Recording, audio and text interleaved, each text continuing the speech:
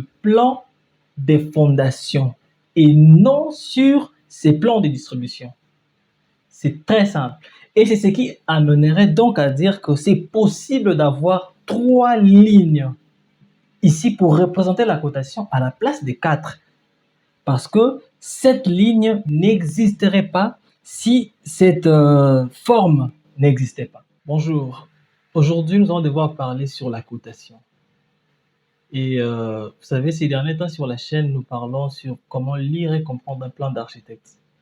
Et il y a 2 points que je sors de la formation pour un peu donner plus accès et marteler un peu sur ces leçons-là.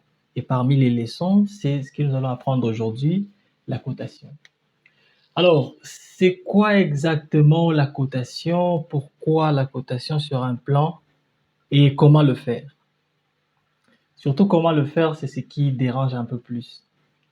Ce qu'il faut savoir d'abord, au départ, est que la cotation sur un plan ne sert que à donner les dimensions, à donner le message de dimension. Ça veut dire quoi? Très simplement, lorsque je suis en train de coter un élément sur un plan, ou lorsque je suis en train de coter un plan, en réalité, je suis en train de dire que d'ici à là, c'est une telle distance. Et de là à cette place, c'est une telle distance. Ça, là, c'est l'objectif de la cotation d'un plan. Alors, il y a les règles ou les règlements qui viennent accompagner cet objectif. Et parmi cela, nous avons la cotation extérieure à 4 lignes. La cotation extérieure à 4 lignes. Alors, nous avons la cotation intérieure, donc c'est à l'intérieur du plan, et extérieure, à l'extérieur du plan, bien sûr.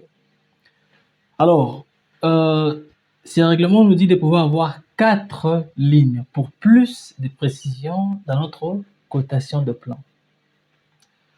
Alors, vous verrez que nous avons la première ligne qui va devoir nous donner les dimensions de B et puis des trimons. Je vais expliquer. Lorsque nous parlons des baies, nous voyons tout simplement les ouvertures dans les murs. Une ouverture dans les murs, c'est une baie. La fenêtre est une baie, la porte est une baie. Ou toute autre ouverture qui serait dans le mur, ça sera une baie.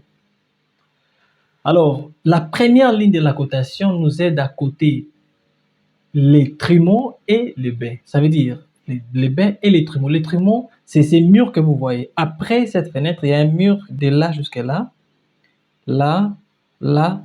Vous voyez ces murs, c'est ce que nous appelons les trimons. La première ligne de cotation sert à cela. Vous verrez ici, par exemple, nous avons 70 et 90. Nous avons 70, nous avons 1 mètre, 20, nous avons des 70, ainsi de suite. Donc, trimon, B, trimon, B, trimon, B, trimon, ouverture, trimon, ouverture. La deuxième ligne va pouvoir nous aider à coter les axes des ouvertures ou de ce B. Ça veut dire quoi? Nous avons les baies qui sont là. Nous allons devoir coter les axes, les milieux de ces ouvertures. Et il faut toujours commencer par la fin du mur. On commence de là jusque là. Jusque là. C'est ce qui va nous donner 1,65 m. Ainsi de suite, on avance. Nous avons 65, 2,45, 2,45 qui était de là jusque là. Ainsi de suite, nous sommes en train d'avancer jusque à la fin. 5,50, 1 mètre, il y a 5,50 et il y a 2,25 m. Déjà jusque-là, nous savons que la première ligne sert de cotation sur les baies et puis les trimons. La deuxième ligne sert des axes, un axe de baies, des ouvertures. Alors, nous avons la troisième ligne. La troisième ligne sert de coter les parties principales. c'est très simple dans le plan là. Qu'est-ce qu'on va appeler partie principale? Partant de là, jusque là, vous voyez les murs sortent. Ce n'est plus sur la même ligne, mais ça sort un peu. Ça, c'est une partie principale de la lune, du plan. Et de là à là, d'ici à ici. Vous voyez, ça, il faut tirer très attention parce que c'est à partir d'ici qu'il y a un peu...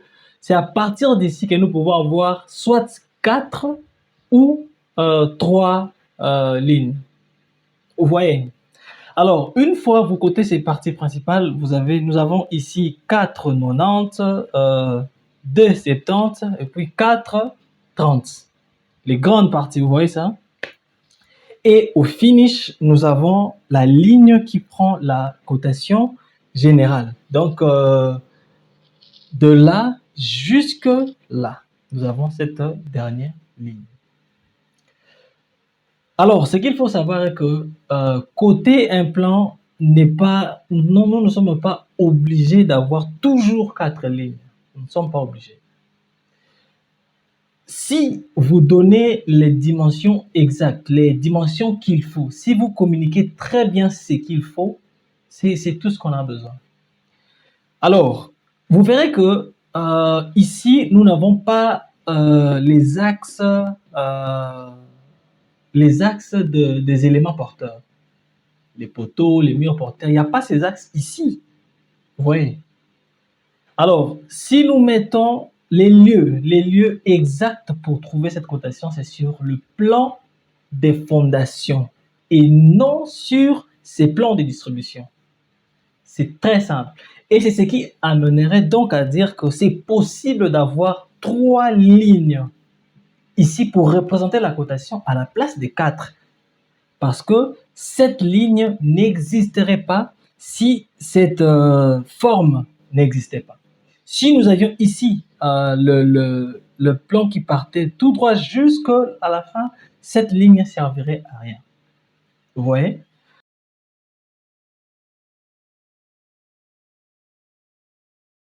Donc, voilà, nous avons l'importance de toutes ces 4 lignes.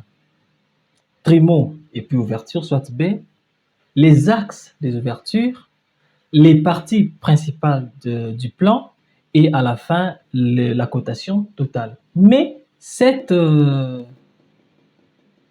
de cotation peut ne pas exister et c'est en fonction de ce que vous avez dans les plans. Voilà, nous sommes à la fin et j'allais beaucoup plus insister sur la cotation et actuellement nous sommes sur la cotation extérieure et sûrement sur la prochaine vidéo nous allons parler de la cotation intérieure. Merci beaucoup, on se voit la prochaine vidéo. N'oubliez pas de commenter, de partager, voilà, ça fait toujours du bien.